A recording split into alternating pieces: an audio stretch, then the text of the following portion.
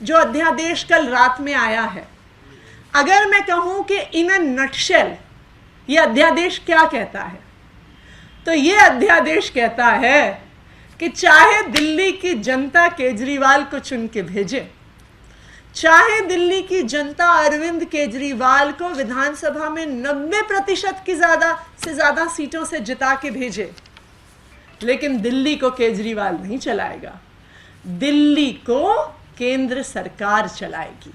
ये कहता है ये अध्यादेश जो रात के अंधेरे में कल केंद्र सरकार लेकर आई।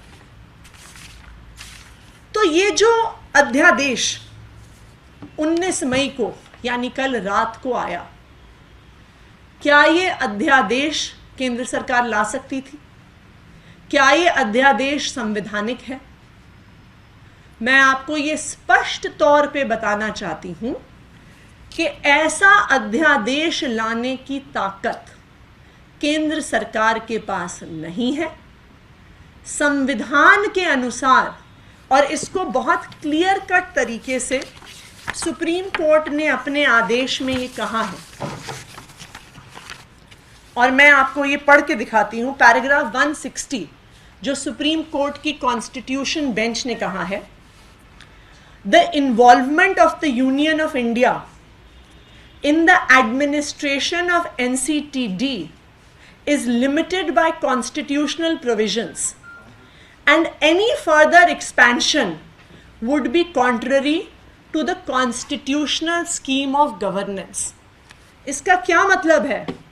इसका मतलब ये है कि जब सुप्रीम कोर्ट ये आदेश लिख रहा था, उनको शक था कि केंद्र सरकार कोशिश करेगी कि वो गैर कानूनी तरीके से दिल्ली सरकार की ताकत को कम करे, और इसीलिए सुप्रीम कोर्ट ने अपने आदेश में इस रास्ते को बंद कर दिया है और कह दिया है कि any expansion of power of the union of India would be contrary to the constitutional scheme of governance. तो इससे ये बिल्कुल साफ है कि जो अध्यादेश आया है वो गैर संवैधानिक है, गैर लोकतांत्रिक है,